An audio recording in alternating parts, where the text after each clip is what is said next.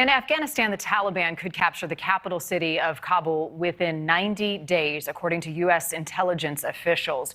The militant group advancing in the country quickly, and as you can see in this set of color-coded maps, the dark orange on your screen represents areas under Taliban control in April of this year. Those blue-green spots represent areas under government control, while the light tan represents contested areas. Now, fast forward to today.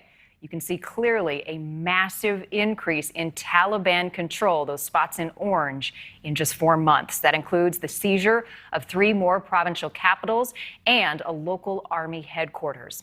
NewsNation White House correspondent Allison Harris sat down with the new Afghan ambassador to the U.S. today for an exclusive interview, her first, by the way, with an American network, to talk about these latest developments. Allison is joining us live from D.C. tonight with more on what she had to say. Allison?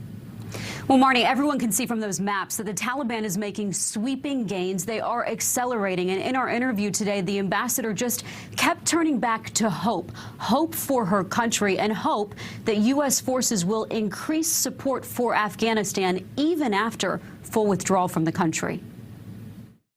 In her first U.S. interview, Afghan ambassador to the U.S., Adela Raz, says the withdrawal of U.S. troops has been quick and has created consequences. U.S. intelligence now estimates the Taliban could take over the capital of Kabul in coming months. If I talk about the fall of Kabul, then I'm talking about shattering my hopes. The Taliban control 9 of the 35 provincial capitals in the country. The ambassador wants more U.S. firepower, more close air support. Right now, she says it's extremely limited and believes that the U.S. aerial attacks on the Taliban must continue even after ground troops leave. It's not always going to be feasible.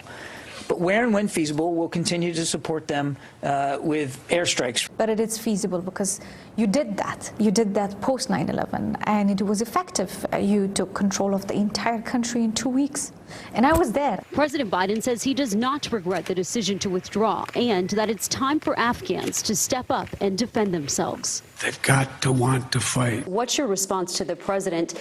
Can you win, and can Afghanistan beat the Taliban on its own? Look, we have been fighting for ourselves and for the peace and security of the rest of the world. It's more of a sophisticated security concern than Afghans fighting to defend their country, and that we're doing, and we will do it till last minute. The ambassador also calling for the U.S. and allies to reimpose sanctions like travel bans on more Taliban leaders. Have we ever been able globally, if we eliminate the case of Afghanistan, to make peace with a terrorist group? Do we have one example? That begs the question. The president continues to say that there is a political solution here. Do you think that that's possible? We have to have a hope, right, to move on. I think the start of the negotiation was with that hope to come to a political solution. But we have to be also cautious that we should not put all our eggs in one basket and assuming that there would be a political solution. We have to prepare for the possibility, what if there is no political solution? There are no signs the Taliban is ready to talk. Ambassador Raz says there's a growing humanitarian crisis in her country. Civilians fleeing their homes hit by bombs, women being murdered.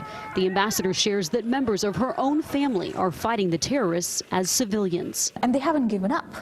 They have come back to prepare themselves and go back and fight. I'm not for war. I grew up in war. I lost my relatives. I don't want it.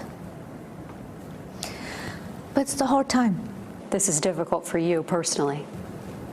And I think for every Afghan it's difficult because we don't advocate for war, but there is a time we need to defend our country and ourselves. I asked the ambassador what's at stake for Afghan women if the Taliban retake the country. She says that Afghan women are not going to listen to the Taliban, and she fears there will be more lives lost because of it. Marnie? A powerful interview. Allison, thank you. Tomorrow